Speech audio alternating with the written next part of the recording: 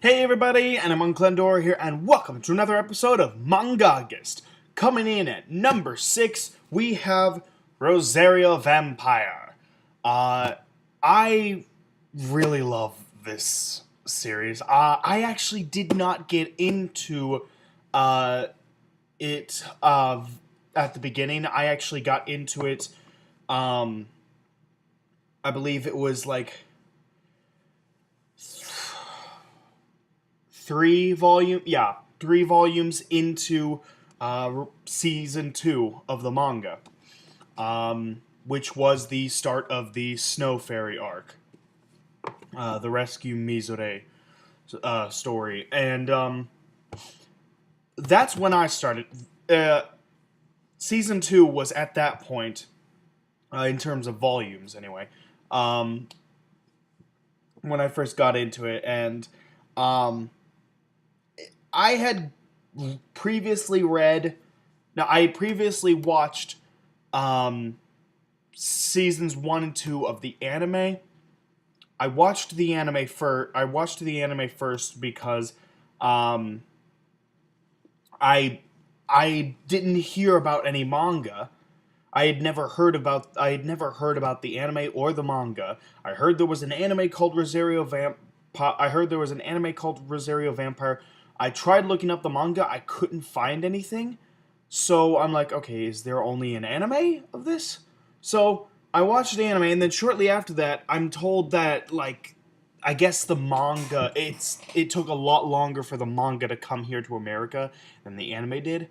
So that's why I hadn't heard of it, because there was no English version of the manga for the longest time. So I ended up reading the first 2 volumes of season 2 before even reading anything of season 1 of the manga. Once I was finally able to find season 1 of the manga, I got all 10 volumes of that. Yeah, I have the entire series, all 24 volumes. Which, again, isn't really that long. It's really not that long of... it's really not that long of a manga. It's like... with all of the specials included, it's like 120 chapters total. Between seasons 1 and 2. It's not that long of a manga. It's you can get through the whole thing, both seasons 1 and 2, in a day. And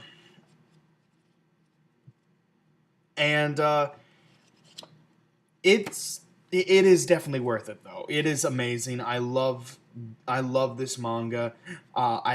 I love the action-packed fights. I love the fights in this. I love the characters. One of my favorite fights has to be the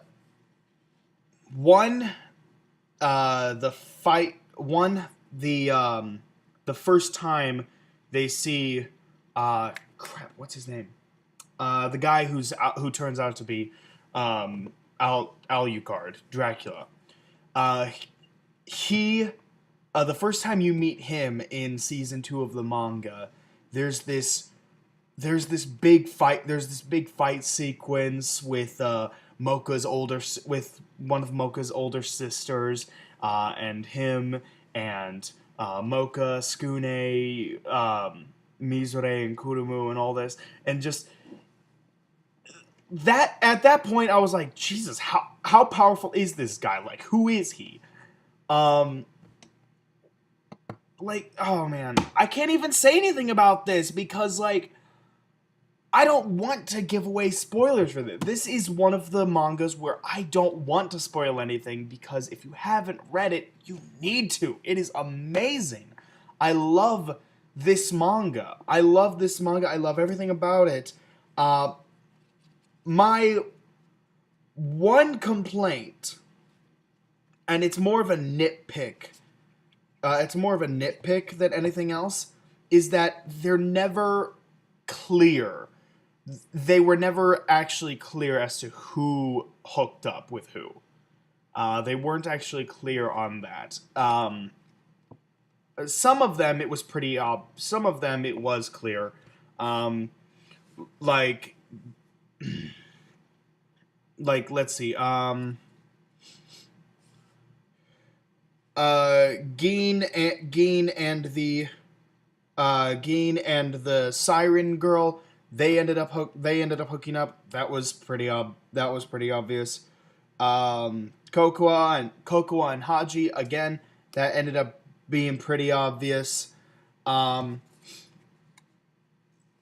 that wasn't obvious, but I totally ship these two, is Fang Fang and Yukari. Fang Fang and Yukari, I totally ship those two. I think those two make a really cute couple, and I would love to see them together. Unfortunately, we never actually get confirmation that those two hooked up. Um, and Mocha's two oldest sisters, they both end up teaming up, and um, they both end up teaming up and just becoming this like powerhouse team, and that's really cool. One couple that I have mixed feelings about, because I love both these characters, and I have mixed feelings about the possibility of them hooking up. Um, and these couples were confirmed by the creator in an interview, by Ikeda in an interview, and this couple, Kurumu and Mizure. Now, I do like the friendship between them. I like how they started off as like completely hating each other, and they became rivals, and then they became friends, best friends, and like you see them getting closer and closer and becoming better and better friends. Each chapter, they become even closer friends, and I love seeing them fight together. They are an amazing powerhouse team. Uh, so to find out that they ended up turning lesbian, because Skune decided to go for Mocha, uh, I don't know, don't get me wrong. I have nothing against lesbians or any gay people. If you swing that way, fine. That's your own business. I have nothing against it. Um, but I have mixed feelings about that, because these two were so dedicated to Skune. They were so dedicated to him.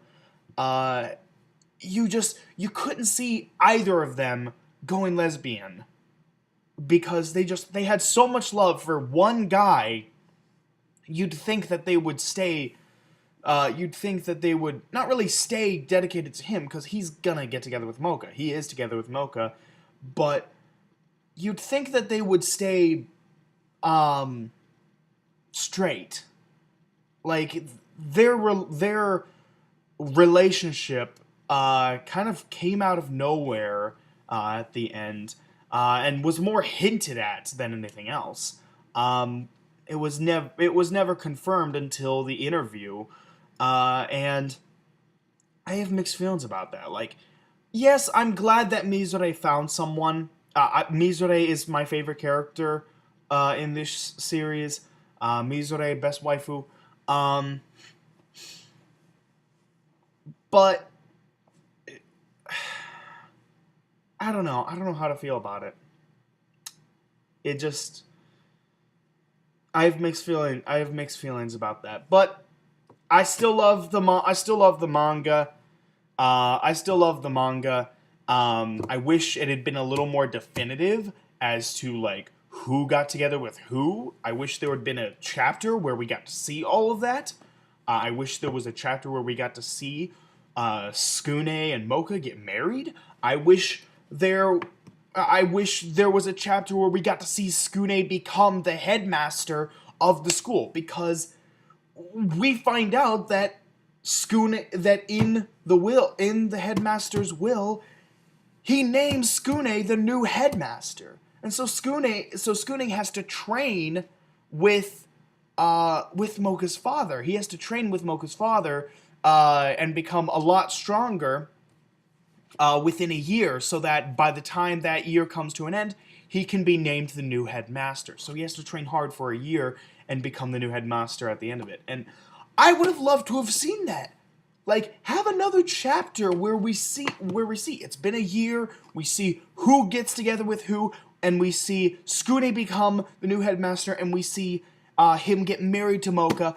I want to see all of this happen. Like, that would be the ultimate end for this franchise. I feel like the ending, it's as good as it is very good. It just still left me wanting more. Most manga endings need to leave people feeling satisfied. They need to feel satisfied with how it ended, like, I can let this go. As sad as it is to see an amazing manga like this go, I can let this go because I am satisfied with how it ended. And I didn't get that with this. I wanted more. I wanted to see more. And we get hints. We get hints at like a possible season 3 for the manga. Like, with like old enemies, it looks like they're getting more powerful. It looks like they're getting more powerful, and they say that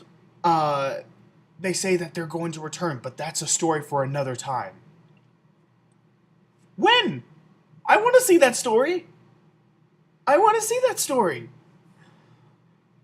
But we're never going to get it, sadly. That sucks. So, I like it. I like it. It's good. I just kind of wish that there had been a little bit more to the ending. Because as it is, it's good. It's a good ending. It just didn't leave me fully satisfied. So, that's it for this one. I'll see you guys in the next video. Alright. Take care, everyone.